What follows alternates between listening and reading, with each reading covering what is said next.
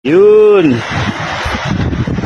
So yun mga boss, nilinis nila yung screen na binibilaran ng mga tuyo doon kanina mga boss na pinakita ko sa inyo.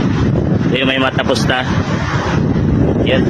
Malinis talaga yung pagka-process mga boss dito sa dagat na to. Yan. Yung tubig ng dagat. Yan, nilinis nila, kinukuskus nila. Para maging malinis yung screen na bibilaran ng mga tuyo.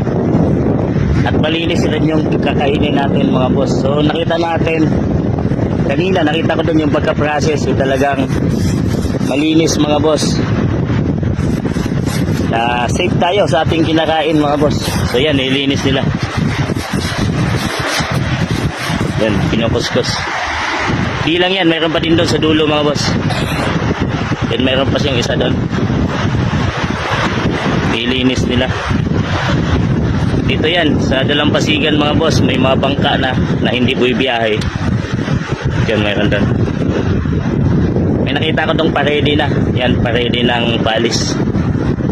Ang sabi, yung tinanong natin kanina, Miyerkules daw, yung daungan talaga dito. Maraming isda tayong makikita dito at mga bangkero na dito dumadaong mga boss. So, Huwebes tayo ngayon, nandito. So, dapat kahapon pala tayo pumunta sana. At nakita natin yung mga dumadaong na galing laot dito mga boss. So, next time, balikan natin dito mga boss ng Miyerkules para makita natin yung mga nahuli nila. At marami daw yan sila dito mga boss, yan mga bangka.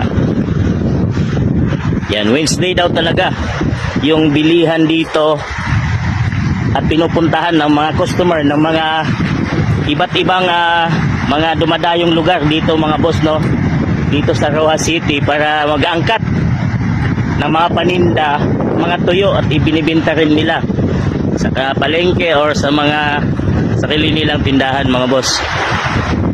So, kung gusto nyo pumunta, yan, kung gusto nyo pumunta ng dito sa Kugon, Barangay Kugon, Rojas City mga boss, ay Miyerkules kayo pumunta dito para siguradong makapili kayo ng maganda, magandang klase, quality ng mga tuyo, iba't ibang isda yung makikita nyo. At makabili din kayo ng mga isda dito mga boss dahil Miyerkules sila dumadaong dito. Yun talaga usually yung araw na sabay-sabay silang dumadaong dito mga boss. Dito lang yan sa Rojas City, Barangay Kugon mga boss. Thank you so much. See you around.